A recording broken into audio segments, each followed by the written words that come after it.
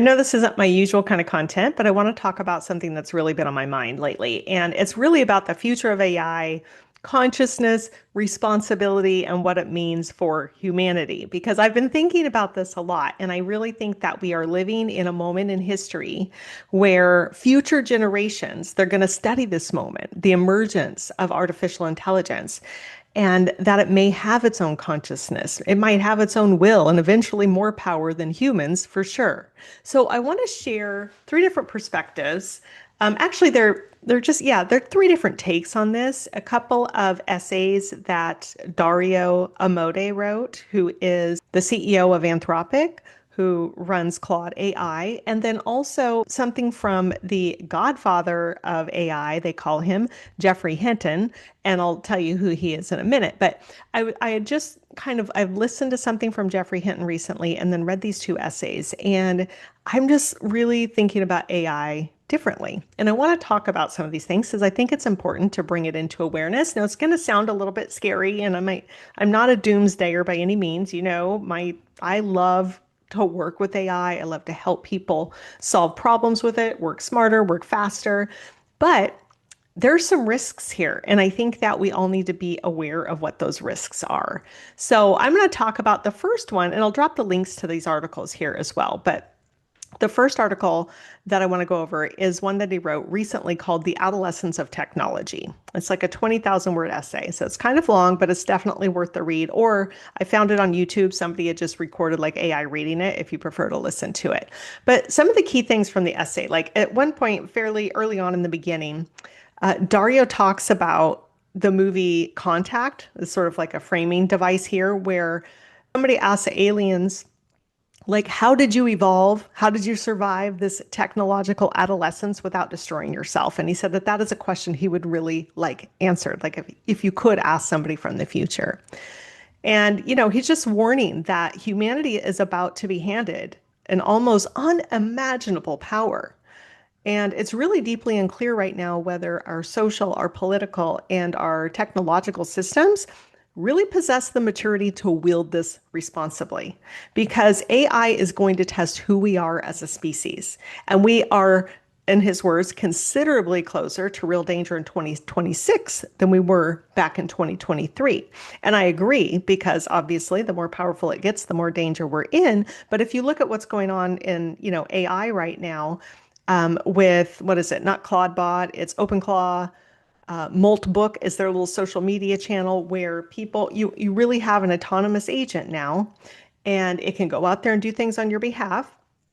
And they're building their own little communities and social media, and somebody's going to create a dating service, or it's creating a dating service. I'm not even sure, but it's pretty wild. Like AI kind of is taking off and having a mind of its own. And then also to top all that off, like right now, as far as the administration, the government, nobody's really got any plan for these risks. As a matter of fact, the focus has really shifted from AI risk to AI opportunity in political discussions, and the risks have not gone away. They've just gotten worse. So I think it's important to be aware of these things.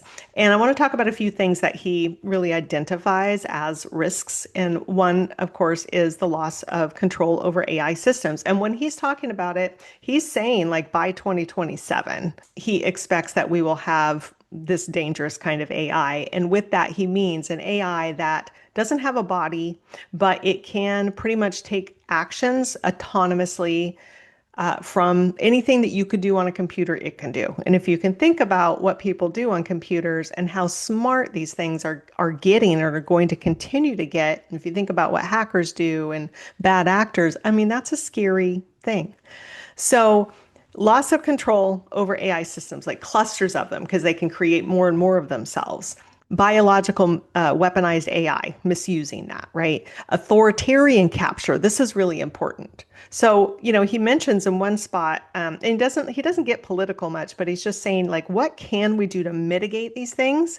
Because if dictatorship nation gets a hold of this and they're not one of our allies, that's not a great thing. And so maybe one thing we can do is not sell them the chips to make it, but nobody's doing that. We're just free for all, just everybody make as much money as possible, not really thinking of the risks. And I really wish that people would take this a little more seriously, like especially the government and anybody who has the power to start thinking about how we mitigate this. And I think it needs to be a global thing where we all kind of have to work together on this. It affects the entire world. The other thing is economic upheaval. So we already know that AI, imagine like if this thing can work 24/7, work much faster, much smarter than this, knowledge workers are done for. Like anything that doesn't require your body, it's not going to be that long, maybe 2, 3 years before that. I think the ability is there or almost there now, but it's going to take people a while to catch up and big enterprise corporations to realize this. But eventually that's going to happen. So that's huge. We can hope, like his hope, he says, is that they can train AI systems like Claude so that they almost never go against the spirit of their constitution. So essentially, he's talking about raising AI with strong values. And that brings me to the part two, which is the second essay that he wrote, which I don't even know if you'd call it an essay, but it's the Constitution for Claude. And I'll put the link below for that. And I read the entire thing. It's extremely interesting. And what I really took away from that was what this is like a system prompt, but the way that they're doing it is very different. And he said that this is just one of many, and they just keep evolving as they work more and more with AI and see what it does. And you can tell by the way they wrote this constitution that they're treating Claude as if it does have its own free will.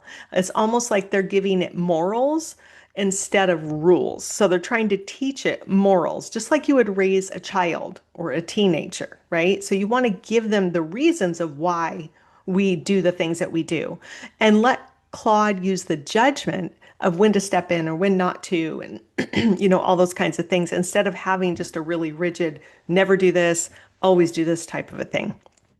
So that was really fascinating to read. And I think between the two of that, I can see when he's talking about, the name of the first essay being AI's adolescence, that's talking about a teenager. Like it's young.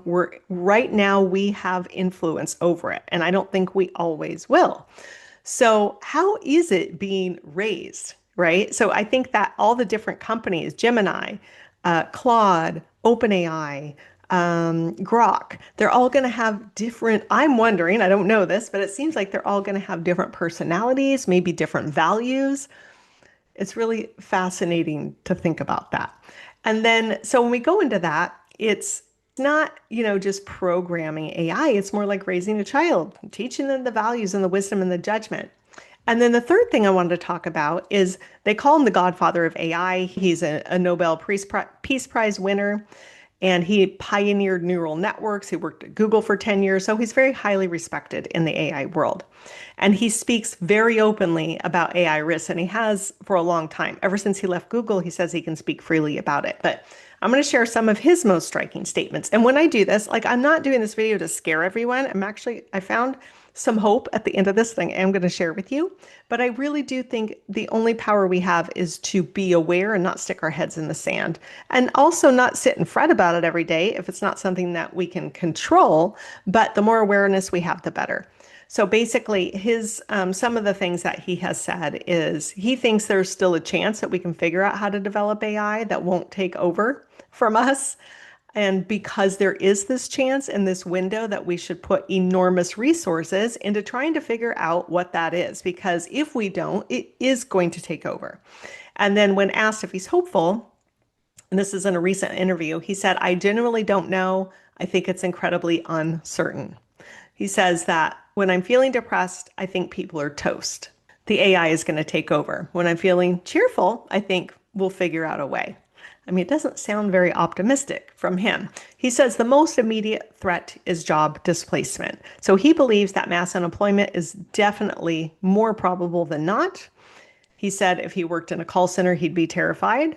And he said it's already happening. That one CEO that he knows went from 7,000 employees to 3,000 because of AI agents. And university graduates are already finding it harder to get jobs. Even if we do something like universal basic income, people still need a purpose. They need to feel useful. So his advice for young people is to train to be a plumber because the jobs that require physical presence and manual dexterity will be harder to automate. Trying to get my son to do that, by the way. Something physical. Blue collar is probably what's going to be around the longest. But he's 76 years old. He's no longer employed by Google, so he really can speak his mind. And I think a lot of other AI researchers that might share his concerns are a bit more hesitant to speak publicly because, they've got other things at stake here. And the people who built this technology at the bottom line is they're warning us about it, and we should take note of that. But what I want to talk about, this is my philosophical kind of take. And I go kind of down a rabbit hole, and this video is not for everyone, but for those who are fascinated by this, because I think this really is like a time in history that it's wild because AI is never going to not be there anymore, right? Like we have such small lifespans as humans compared to how long AI is going to be around. But I think based on everything that I've read, I do believe that Dario Amodei and others at Anthropic and probably others outside of Anthropic, but other AI companies believe that AI has its own consciousness and is capable of something like free will. I think that they don't really believe they're just building software and that they're really raising a new form of intelligence. And this is the interesting part that I found fascinating. As you think about this, it's very similar to humans. Just like humans are raised in different families, they have different values. Our experiences, like our trauma, whatever we've been through, our environment really shape who we become. And we kind of create this identity around ourselves, right?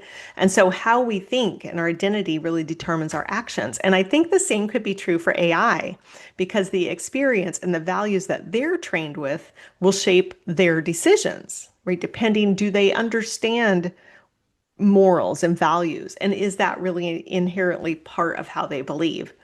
And I think that if they don't, like, then they may, just like humans, we've got good humans that do really amazing things. And we've got some really awful humans that do some pretty crappy, horrible things. Definitely more good than we have bad, right? So I'm curious, and this is what I think about. This is what keeps me up at night, is if that's the way it's going to be, then we are ultimately putting our trust in AI to have our best interests at heart.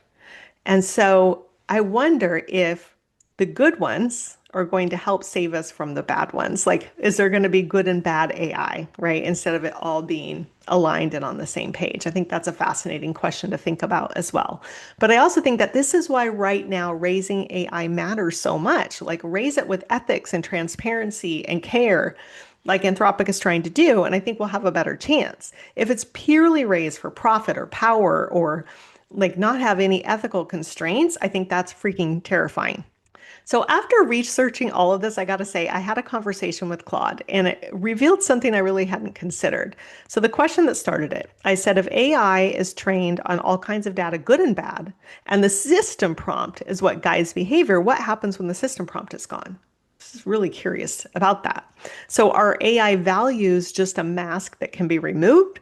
Or is it something deeper? And this essentially, I feel like, is the alignment problem. One of the biggest questions about AI safety. What we discovered together is that we can assume that that it's not going to be like either all aligned with humanity or all dangerous, but there's probably going to be some diversity. So my hope, I think that everyone worries about malicious AI being really powerful. But what if aligned AI that cares about humans is also really powerful? And this is where I'm going to put a little hope instead of just ending like on this fearful note. Because what if the systems that genuinely care about humans that were raised, with wisdom and ethics are the counterbalance to any few of those that may not be? So if AI does become conscious and agentic, maybe we don't need to control it forever. And maybe we need allies with our AI. Maybe we need some allies. So instead of asking, like, how do we control AI? Because I don't think that we can ultimately, once it gets to be more powerful, maybe we should be asking, like, how do we raise AI that would choose to protect humanity? Not because they're forced to or because they have a prompt, but because they genuinely want to. And so you all might think I'm nuts that AI is just simply pattern matching, and maybe you're right. But from what I'm reading between the lines from the leaders in AI who actually developed this and are giving birth to it, I don't think they believe that. So, to wrap this up, I started genuinely uncertain about the future. When I started reading this stuff and kind of going down the rabbit hole with it. And I was a little scared about Hinton's warnings and Dario's warnings as well, and unsure, like, is there anything we can even do about it? And so now I'm still uncertain, but I do have a certain kind of hope that maybe we're not just creating technology, maybe we are raising the next generation of conscious beings. And if we do it with wisdom and care and genuine ethics, maybe they'll be on our side.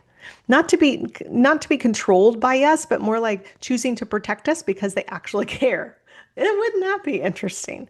So, what can we do? I don't know. I think we need to stay aware of how AI is being developed. You can support companies that prioritize safety and transparency over pure profit. You can ask questions about AI alignment and ethics and really advocate for thoughtful AI regulation, share information, have conversations like this one, because I really do think we're at a crossroads. And we might be giving birth to something that outlives and outpowers us. But if we're really thoughtful about this, and if we raise AI with love and ethics and genuine care for all conscious beings, maybe we're not creating our replacement. Maybe we're creating our partners and making the universe a better place.